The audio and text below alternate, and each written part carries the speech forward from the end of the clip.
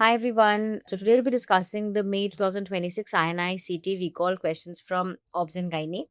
Now the paper was mostly quite straightforward from OBG OBS and Gynae with one or two new questions which haven't been asked before. So we'll be discussing everything. Now the first question was a complete repeat question and this was asked in 2021. The exact same question came. So there's a 24-year-old woman being evaluated for amenorrhea, and these are different causes of secondary amenorrhea, and they're asked the hormonal profile. It's just quite straightforward. Premature ovarian failure, we know the problem is in the ovary. If the problem is in the ovary, the estrogen levels are going to go down, and what's going to go up? The FSH-LH levels are going to go up. Asherman syndrome, the problem is in the uterus, right? So it's intrauterine synechia. So it's not a hormonal problem at all. And here everything is going to be normal. PCOS, what you find? You find in PCOS, remember, LH goes up, FSH remains normal. In fact, the LH FSH ratio is altered. Normally, the ratio is 1:3. In PCOS, it becomes 3:1.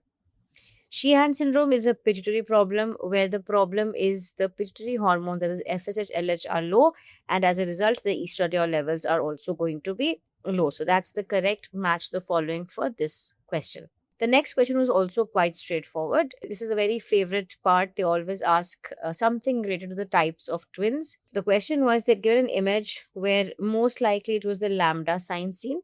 Even if it wasn't, if it was a reverse T sign, basically it was a diamniotic twin, whether monochorionic or dichorionic, depending on whether lambda sign or twin peak sign. But there were two fetuses in separate amniotic sacs. And the question is asked, which of the following is not seen in the image shown? So we know fetal growth restriction is common to twin pregnancies, all type of twin pregnancies.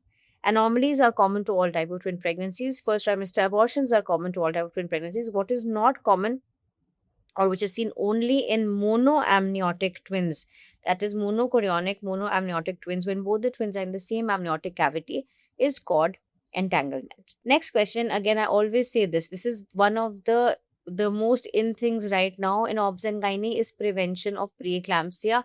Prevention of preeclampsia in women who are at high risk. She had a previous history of preeclampsia. When she comes to us now, the best time before 16 weeks is to start her on low dose aspirin before 16 weeks, 75 to 150 milligram per day.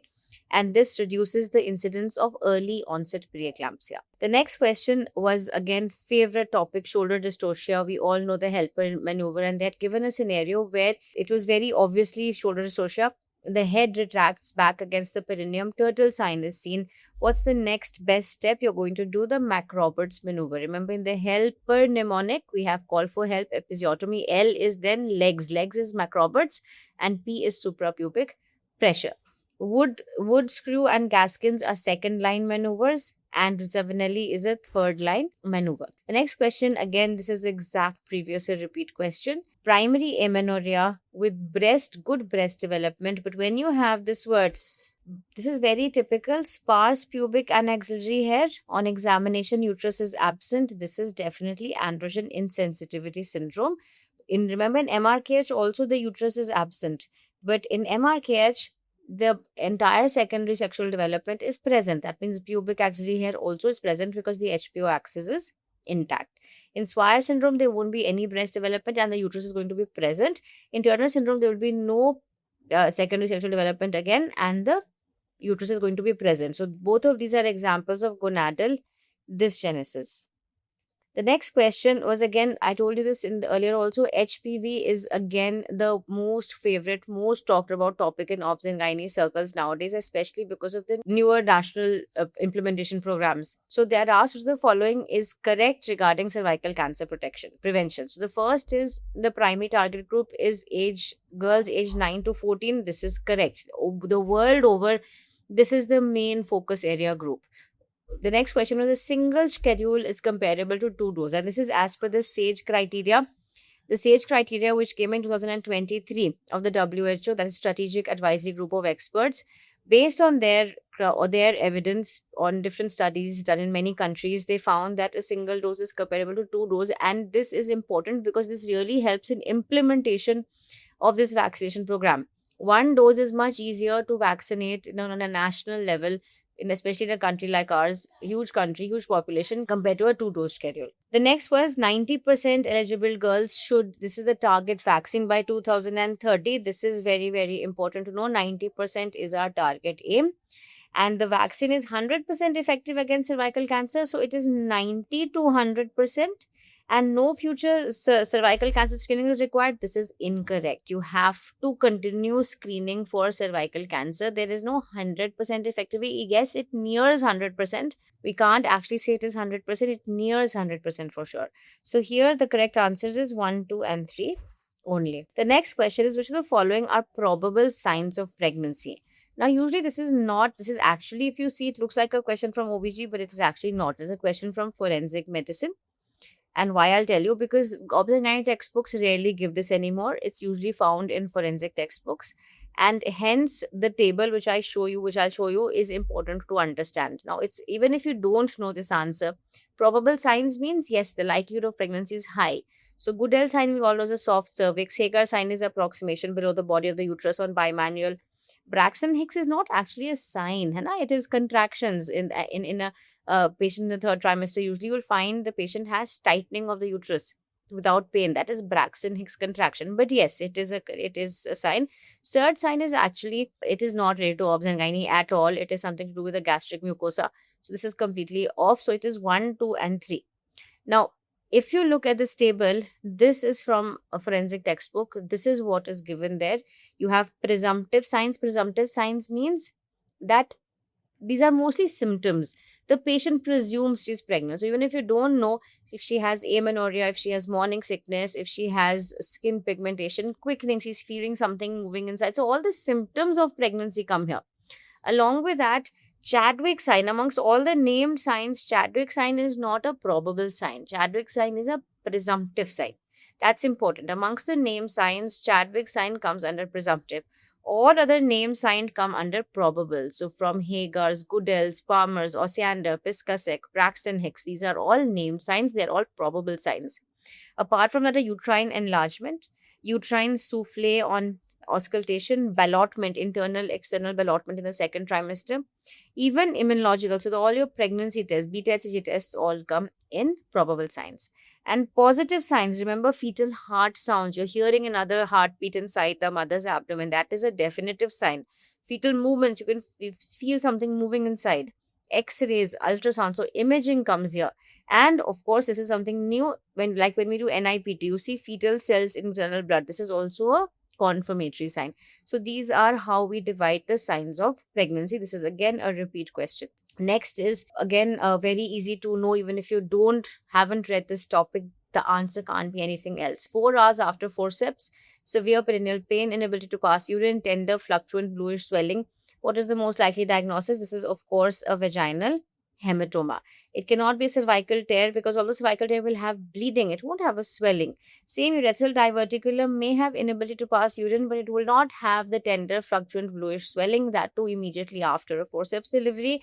Extension of episiotomy again will have bleeding. There will not be the retention of urine, or the bluish swelling is typical of a vulval or a vaginal hematoma. Primary cause of physiological dyspnea during pregnancy. So some women get breathless. As the pregnancy advances, the breathlessness can become more obvious. This is called as physiological dyspnea. This is the main reason is the progesterone. Remember, progesterone hormone is one thing which causes most changes of pregnancy. What does this progesterone do? It induces it stimulates the respiratory center, and that causes hyperventilation. There is not decreased idle volume, there is increased idle volume, there is increased oxygen utilization, and there is decreased PCO2 levels. And that decreased PCO2 levels is also responsible for hyperventilation, not increased CO2 levels. So the correct answer is progesterone-induced stimulation of the respiratory center. Again, a favorite of the exam, vaginal discharge, always comes in the exams. In all exams, it's asked. So here's a classic picture of trichomoniasis vaginalis. How do we know that? Pruritus, greenish discharge, red angry looking vagina, and whiff test is negative, means this rules out bacterial vaginosis. So this rules out clue cells, right? What you're likely to see? You're likely to see the motile trophozoites or protozoa on a wet mount. smear. This is what you're going to find, the flagellated trichomoniasis organism. Now, this was the new question on MR defecography, okay, which is imaging. It's MRI of the pelvis while the patient is straining. And they had asked to diagnose a rectocele. So now diagnosis of rectocele, enterocele, cystocele, prolapse is usually a clinical examination. Very, very rarely do we actually do these imaging done. If at all, they're done only in certain cases where there's a suspicion, where the patient has symptoms, but you don't see anything on clinical examination, or if you want to quantify the exact amount of rectocele, and especially in academic settings. Now, INI is mostly, a lot of academics are going on there, so probably this question stemmed from there.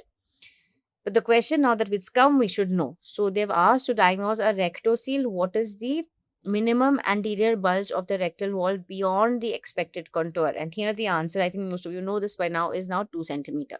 But let's go into a bit more depth and understand what is this MR decography. So this is an MRI. This is how it looks like, how the different parts. So again, we're looking at all compartments. Not only rectocele, we're looking at enterocele, we're looking at the uterine descent, we're looking at the pubic symphysis, at the cystocele and also the urethrocoele. Now, the important things you should know here is that the first table is for diagnosis of cystocele. So rectocele, we know. Rectocele is written here, rectocele at the bottom. Okay, more than 2 centimeters is a rectocele. Less than 2 centimeters is usually normal or small. So usually normal. So just more than 2 centimeters is diagnosis of rectocele. Okay, now what else? Now, what you should know is, so this is more than 2 centimeter contour beyond the normal. But if we're looking at cystocele and uterine prolapse, that is a central prolapse, we need to look at something called the PCL. What is the PCL? PCL is a pubococcygeal line. Can you see here? It's drawn from the inferior border of the pubic symphysis till the last coccygeal joint. This is the PCL. So everything is in reference to the PCL. Like we say in POPQ, everything is in reference to the hymen. And here, everything is in reference to the pubococcygeal line. So how do we diagnose a cystocele? If the bladder descends more than 1 centimeter below the PCL, it is a cystocele. And then there are, of course, severity gradings.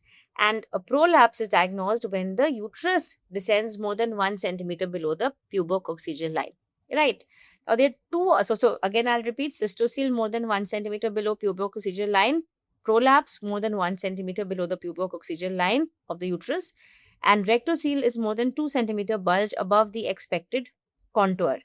Now, two more things you should know. There's something called the H line and the M line. Now, what are these H line and M line? H line is basically telling us the levator hiatus. What is the levator hiatus? The gapes in the levator muscle through which you have the vaginal opening and the rectal opening. All that hiatus, that gap is called the levator hiatus. And if this measurement is taken, the levator hiatus should be less than 5 centimeter. Anything more than 5 centimeter means there is widening of the levator hiatus. And the second thing is the M line. The M line tells us the descent of the pelvic floor. Now, the M line is basically a perpendicular line which goes from the PCL to the H line. And this descent should be less than or equal to 2 centimeter. If it is more than 2 centimeter, that means the whole pelvic floor has gone down. It's descended down. So, descent of pelvic floor is one more thing we see. It should be less than or equal to 2 centimeter. And the hiatus, the gap in the levator ani, should be less than or equal to 5 centimeters. So these are two other measurements that are taken in an MR defecogram. So we see the different areas of descent. We even see enterocele. Enterocele again doesn't have a number. Enterocele is if you see the small bowel prolapsing through the pouch of Douglas, the cul-de-sac, and it's coming below the PCL. Okay, the pubococcygeal line. So cystocele, uterine prolapse, rectocele, enterocele are there. Cystocele, uterine prolapse, and enterocele are with respect to the pubococcygeal line. Rectocele is a bulge into the posterior vaginal wall by more than 2 centimeter. Then you have the M line and the H line. So something new we've learned. Another question was something which is not been asked before, but it's very easy to interpret. If you understand the HPO axis, you should not have a problem here. A person taking exogenous, this is a male, takes, I don't even think it comes in gynae, but it's all been discussed in gynae because it comes under the HPO axis. or the hypothalamic pituitary testis axis, a man has been taking testosterone injections for bodybuilding, what changes will you find? So testosterone goes up. What does this do? This results in a negative feedback on GnRH, FSH, and LH. However, I've heard in the exam there was some questions did not, some answers did not have an arrow marking on the GnRH, so they should actually take that into consideration and give grace marks. The GnRH, the arrows were not given, is what I understood from some students, but this is the correct answer. The GnRH, FSH, LH values all should go down if testosterone goes up. The last question was a question on 17 alpha hydroxylase deficiency. This was again from the chapter congenital adrenal hyperplasia, which is usually discussed under disorders of sexual differentiation. Now, what we need to understand here is when we talk about congenital adrenal hyperplasia, the most common enzyme deficiency here is the 21 hydroxylase deficiency, also the 11 beta deficiency, and also the 3 beta hydroxylase deficiency. These are the usual enzymes we talk about. Now, if these enzymes are deficient or absent, what are you going to find? You're going to find this pathway doesn't happen, this pathway doesn't happen, but instead everything is directed towards this pathway. So you have testosterone levels go up in the usual types of congenital adrenal hyperplasia. So how does this present? If it's a 46XX individual, you're going to find hyperandrogenic or virilization of a 46XX fetus. But here they've not asked the common type of congenital adrenal hyperplasia, and 17 alpha hydroxylase has come once before, so it's a PYT for sure. 17 alpha hydroxylase is this enzyme. Here you have this enzyme absent. That is the mineralocorticoids conversion to cortisol and further conversion to testosterone. So if this enzyme is absent, you have more of aldosterone, whereas you have less of cortisol and of course hypoandrogenism. So here typically in 46XY individuals who have this enzyme deficiency, you will find that because there is hardly any testosterone, they are actually assigned a sex of female at birth because the external genitalia appears female.